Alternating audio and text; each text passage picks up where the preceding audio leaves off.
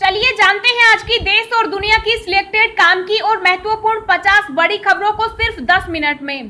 पर अभी तक आपने इस वीडियो को लाइक नहीं किया तो लाइक कर दीजिए। तो चलिए वीडियो स्टार्ट करते हैं। अब कुत्ते पालने के लिए लेना पड़ेगा लाइसेंस, नहीं तो देना पड़ सकता है जुर्माना। कोरोना का डेल्टा वेरिएंट 85 देशों में फैला, WHO की चेतावनी, ये मचा सकता है तबाही। कोरोना को मात दे चुके लोगों को नहीं है वैक्सीन के दूसरे डोज की जरूरत, रिसर्च में हुआ खुलासा। विशेषज्ञों ने जताई चिंता, कोरोना की तीसरी लहर को रोकने में नाकाम होगा भारत। $600 अरब से ज्यादा विदेशी मुद्रा रखने वाला दुनिया का 5वां देश बना भारत, रूस से है बस थोड़ा सा पीछे। शिक्षा मंत्री निशंक ने कहा CBSE रिजल्ट से असंतुष्ट छात्रों को अगस्त में मिलेगा परीक्षा देने का मौका। हिंदी अखबार नहीं पढ़ सका दूल्हा तो दुल्हन ने शादी से किया इनकार और लौटा दी बारात। सुप्रीम कोर्ट की फटकार के बाद आंध्र प्रदेश बोर्ड ने भी रद्द कर दी 10वीं और 12वीं की परीक्षाएं। गाजीपुर बॉर्डर पर सैकड़ों ट्रैक्टर लेकर पहुंचे नरेश टिकैत, बोले सरकार नहीं मानी बात तो चुनाव में होगा विरोध। 3 करोड़ वैक्सीन लगाने वाला देश का पहला राज्य बना महाराष्ट्र। बीजेपी के आरोपों पर केजरीवाल का जवाब, कहा जब आप चुनावी रैली कर रहे थे तब मैं 2 करोड़ सांसों के लिए लड़ा। ओडिशा बोर्ड ने जारी किया 10वीं कक्षा का रिजल्ट, 97.89% छात्र हुए पास। यूपी में मेरा बूथ कोरोना मुक्त की मुहिम चलाएगा भाजपा, 100% टीकाकरण कराने का होगा लक्ष्य। आज मिलेगी 1 करोड़ 2 लाख केंद्रीय कर्मचारियों को खुशखबरी, खाते में आएंगे 3 DA एरियर के पैसे।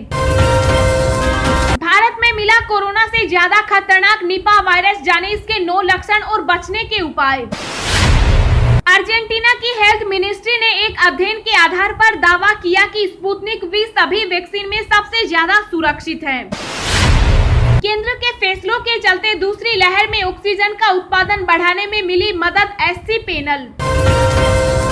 बैंक में चेंज हो जाती है फटी पुरानी करेंसी, मगर नोट कितना पुराना है या कितना फटा हुआ है उसकी हालत के हिसाब से देना पड़ता है चार्ज। राजस्थान हाईकोर्ट का बड़ा फैसला, वैक्सीन की दोनों डोज ले चुके अधिवक्ता ही कर सकेंगे अदालतों में पैरवी। ट्रेन से सफर में अब नहीं होगी कोई दिक्कत, बिहार के लिए 56 ट्रेनों को चलाने का ऐलान। अंतर्राज्यीय परिवहन पर उत्तर प्रदेश की मंजूरी, अगले 2-3 दिन में शुरू हो जाएगा बसों का संचालन। क्या कोरोना वैक्सीन लेना ही होगा, क्या कहता है कानून, ये खबर भी जानेंगे आगे विस्तार से। मोदी के बदल गए तेवर, शिवसेना बोली फायदा उठाने का मौका, राहुल NCP प्रमुख पवार के साथ करे काम। एयर इंडिया ने अमृतसर से दुबई के लिए एक यात्री के साथ उड़ान भरी, यह पहली बार नहीं जब एक यात्री के लिए प्लेन ने उड़ान भरी। बरेली में मास्क नहीं लगाने पर बैंक ऑफ बड़ौदा के गार्ड ने ग्राहक को मारी गोली, पुलिस ने लिया हिरासत में।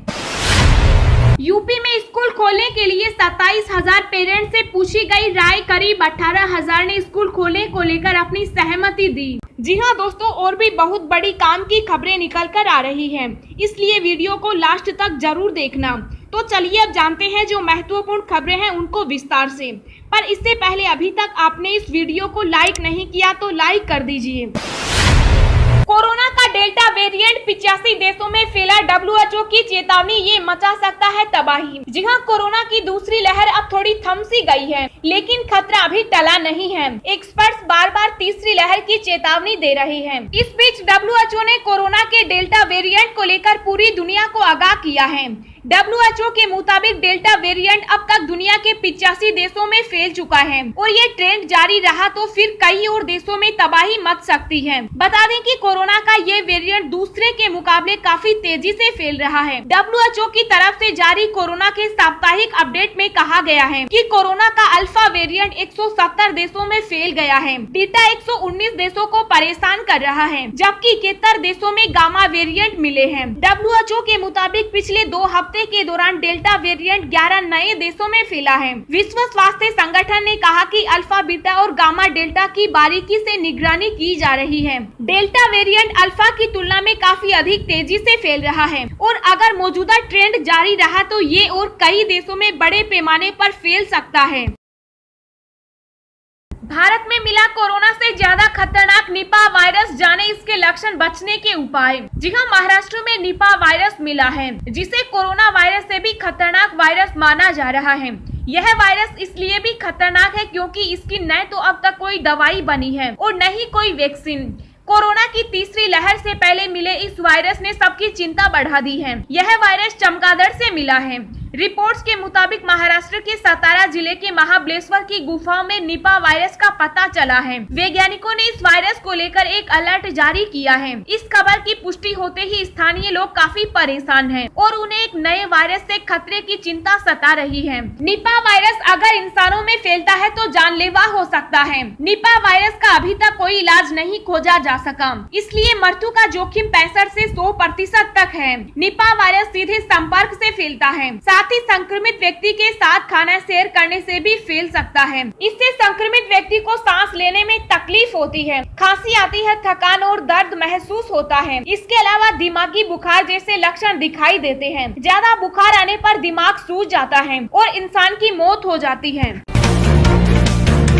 कोरोना को मात दे चुके लोगों को नहीं है वैक्सीन के दूसरे डोज की जरूरत, रिसर्च में हुआ खुलासा। जी हाँ, एक नई रिसर्च में खुलासा हुआ है कि कोरोना वायरस संक्रमण से उबर चुके लोगों को कोरोना वैक्सीन की दूसरी डोज लेने की जरूरत नहीं है। रिपोर्ट के मुताबिक ICMR नॉर्थ ईस्ट और असम मेडिकल कॉलेज के स्टडी के बाद दावा किया गया है कि जिन लोगों को कोरोना वायरस का संक्रमण हो चुका है और वे इसे उबर चुके हैं, उन्हें सीरम इंस्टीट्यूट की कोविशील्ड वैक्सीन की दूसरी डोज लेने की जरूरत नहीं है। रिसर्च में कहा गया है कि कोरोना संक्रमण से उबरने के बाद इंसानों में पहले से वायरस के खिलाफ इम्यून तैयार हो जाता है। ऐसे में कोविशील्ड की एक ही डोज वायरस से लड़ने के लिए शरीर में पर्याप्त इम्यून प्रतिक्रिया तैयार कर देता है। रिपोर्ट में यह भी कहा गया है कि इस बात से देश में टीकाकरण करा रहे लोगों को काफी सुविधा होगी और वैक्सीन की कमी के कारण टीकाकरण अभियान पर कोई प्रभाव नहीं पड़ेगा।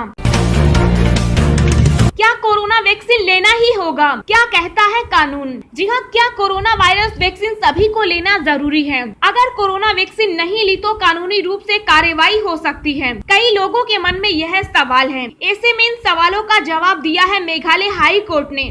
एक जनहित याचिका में कोर्ट ने सुनवाई के दौरान इन सवालों का जवाब दिया। कोर्ट ने स्पष्ट तौर पर कहा है कि कोरोना वैक्सीन किसी को भी जबरन नहीं दिया जा सकता। कोरोना वैक्सीन के लिए जागरूकता होनी चाहिए। लोग अपनी मर्जी से वैक्सीन ले सकते हैं। वैक्सीन लेने के लिए किसी को मजबूर नहीं किया जा सकता। कोरोना वैक्सीन के लिए सरकार जागरूकता अभियान चला रही है। वैक्सीन लेना सभी के लिए जरूरी है। जम्मू कश्मीर के नेताओं के साथ मुलाकात के बाद पीएम मोदी ने कहा सर्वांगीण विकास में महत्वपूर्ण कदम आगे बढ़ा। जी हाँ, जम्मू कश्मीर के नेताओं के साथ प्रधानमंत्री नरेंद्र मोदी ने सर्वदलीय बैठक की। इस बैठक में अधिकांश राजनीतिक दलों ने जम्मू कश्मीर को पूर्ण राज्य का दर्जा बहाल करने और जल्द से जल्द विधानसभा का चुनाव कराने की मांग उठाई। 2 सालों में पहली बार जम्मू कश्मीर के राजनीतिक नेतृत्व के साथ प्रधानमंत्री मोदी ने इस केंद्र शासित प्रदेश के भविष्य की रणनीति का खाका तैयार करने के लिए जम्मू कश्मीर के 14 नेताओं के साथ अहम बैठक की। यह बैठक राजधानी के 7 लोक कल्याण मार्ग स्थित प्रधानमंत्री के आधिकारिक आवास पर करीब 3.5 घंटे तक चली। इस बैठक में पूर्ववर्ती राज्य जम्मू कश्मीर के 4 पूर्व मुख्यमंत्री और 4 पूर्व उप मुख्यमंत्री शामिल हुए। बैठक के बाद पीएम मोदी ने ट्वीट किया कि जम्मू कश्मीर के राजनीतिक नेताओं के साथ आज की बैठक एक विकसित और प्रगतिशील जम्मू कश्मीर की दिशा में चल रहे प्रयासों में एक महत्वपूर्ण कदम है, जहां सर्वांगीण विकास को आगे बढ़ाया गया है। बैठक के बाद केंद्रीय मंत्री जितेंद्र सिंह ने कहा कि बैठक में पीएम मोदी ने कहा कि जम्मू कश्मीर में सभी जगह विकास पहुंचे, इसके लिए साझेदारी हो। बैठक में पीएम ने इस बात पर भी जोर दिया कि जम्मू कश्मीर में शांति बनाए रखने के लिए सभी हितधारकों को साथ चलना होगा। 600 अरब डॉलर से ज्यादा विदेशी मुद्रा रखने वाला दुनिया का 5वां देश बना भारत। रूस से है बस इतना पीछे। जी हां, भारत का विदेशी मुद्रा भंडार 600 अरब डॉलर को पार करने के साथ रिकॉर्ड लेवल पर पहुंच गया। भारत अब उन देशों के क्लब में शामिल हो गया है जिनके पास 600 अरब डॉलर से ज्यादा फॉरेक्स रिजर्व है। वैसे भारत के मुकाबले चीन के पास 5 गुना और जापान के पास 2 गुना विदेशी मुद्रा भंडार है। वहीं रूस से भारत काफी कम अंतर से पीछे है, जिसे देश काफी जल्दी पीछे छोड़ सकता है। वहीं टॉप 3 में पहुंचने के लिए भारत को थोड़ा इंतजार करना पड़ सकता है। जानकारों की माने तो भारत के विदेशी मुद्रा भंडार बढ़ने का कारण